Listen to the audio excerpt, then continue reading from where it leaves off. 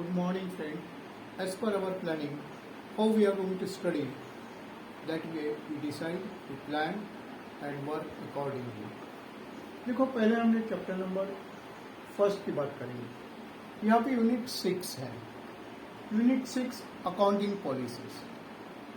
अलग अलग accounting policies रहते हैं.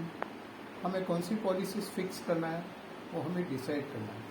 ऑफ कोर्स हम the policy which is suitable for us that we are going to select. But what happened, that is not the permanent. Passing few days, few years, as business is expanded, many changes are there, then we require to change the policy. That flexibility we must have. Then unit 7, measurement, discipline. There are 4 factors are there, 4 costs are there. Historical cost, then current cost, realizable value and the present value. Unit 8, accounting standard. Their objectives, then we can say that definitions and few details are there. And unit 9, accounting standard, Indian accounting standard. Remember that in chapter number unit 9, one reading is necessary and whatever it may be the exercise given there and some few illustrations are also given just to explain the theoretical part. Go through that and whatever it may be the exercise is given, knowledge testing questions, of course their answer is also given. Go through properly and some 2 marks questions are possible that there we have 2 to 4 marks. So this is somewhat the story of chapter number 1. Today try to cover all this chapter number 1 thoroughly. Then chapter number 2, unit 3, trial balance, already we discussed. Here we have the 2 methods, total method. In total method, debit side total we write in debit side, credit side total we write in credit side. Take the example that we sold goods to X. X account debit to sales. We sold goods of course on credit. So X account debit side we write to sales, say that 40,000. And X paid during the year 25,000 cash. So cash account debit to X. So in X account credit side we write by cash 25,000. So in total method debit side we write X account for 40,000. Credit side we write by X account 25,000. This is somewhat the story of the total method. Nowadays nobody is going to follow this system. Then second, balancing method. Same, take the example. X account debit side we have the 40,000. X account credit side we have 25,000. Balancing figure on credit side 15,000, that is called balance carried down. Opposite side balance brought down 15,000. And in trial balance debit side we are going to write X account, or you may say that sundry debtors 15,000. And after all, your trial balance is going to be tallied. Now we are going to concentrate on unit 4th and 5th. Unit 4, there we find subsidiary books. Subsidiary books, total we have 8 subsidiary books. Purchase books, sales books, purchase return and self return. All credit purchase of goods purchase on credit, that we are going to record in purchase book. And their return in purchase return. Same case, goods sold on credit, that we are going to record in sales book and their return in sales return. 5th one we find cash book. Cash book, there only cash transaction we are going to consider. Whatever it may be the cash comes in, that we are going to record it in debit side. Whatever it may be the cash goes out, that we are going to record it on credit side.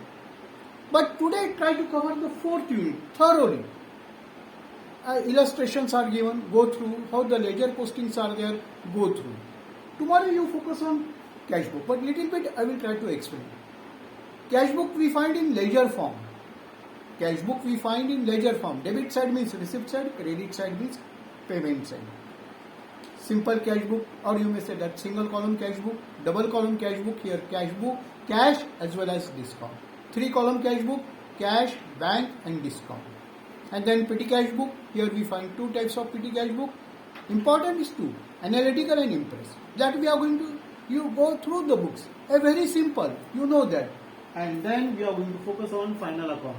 Final account, trading account, profit and loss account, and the balance sheet. Here 11th, 12th we have seen proprietorship and partnership. Routine, nothing is there. In proprietorship we open the balance sheet as well. Then partners capital account, fluctuating capital account.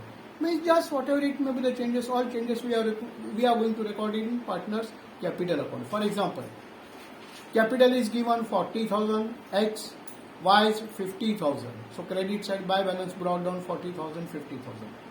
Interest on capital, credit side. Partner salary, credit side. Commission partners, credit side. If a profit distributed to partners capital account, credit side. Drawing on partners capital account, debit side. Interest on drawing, debit side. If any loss, that we are going to record it on debit side. Then finally we close the account balancing figure that we write in balance sheet liability side. But about the fixed capital method, here capital remains the fixed. Whatever it may be the amount contributed by X and Y, that we are going to record. Say that same case example. By balance brought down 40,000 and 50,000. Nothing is there. And rest of the all changes we are going to record in current account. Okay? So accordingly the balance of current account that we are going to record it on liability side. Sometimes it may be possible that we require to record it on brought down balance of current account on asset side. So try to solve the problem account. Daily 2 problem, 3 problem. Now little bit I will explain the manufacturing account.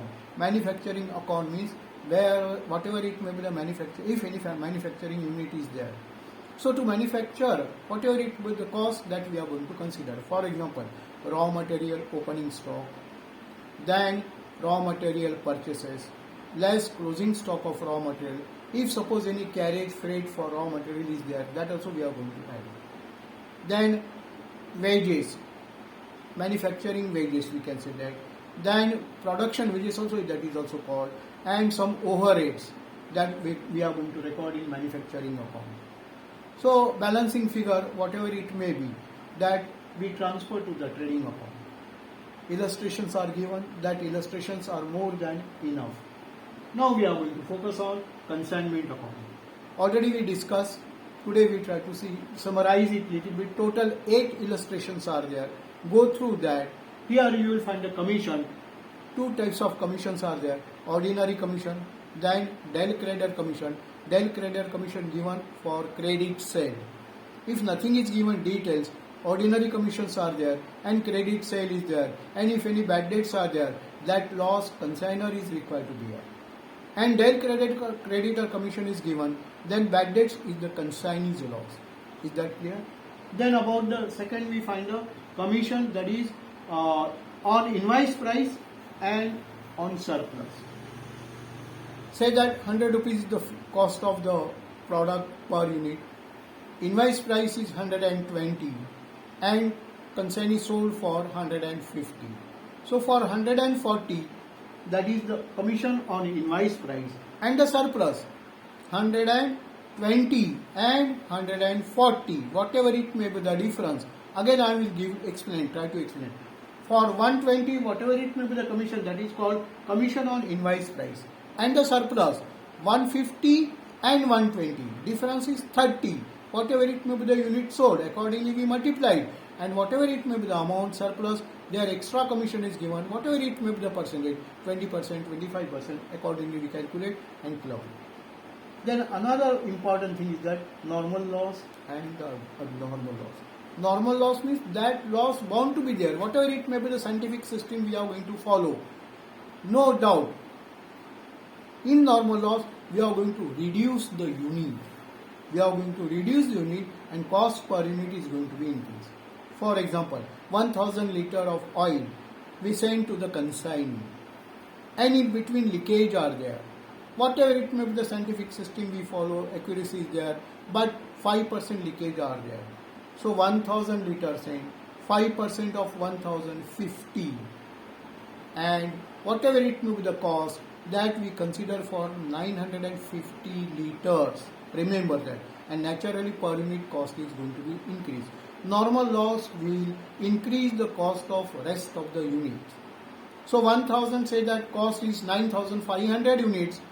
9500 we are not going to divide it by 1000. 9500 rupees, that we are going to divide it by 950, and per liter cost you will find rupees 10. Is that clear?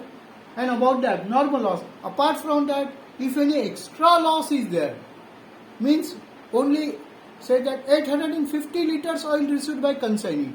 So whatever it may be, the 100 surplus, that extra cost, that is called abnormal cost, and that we transfer to the profit and loss account.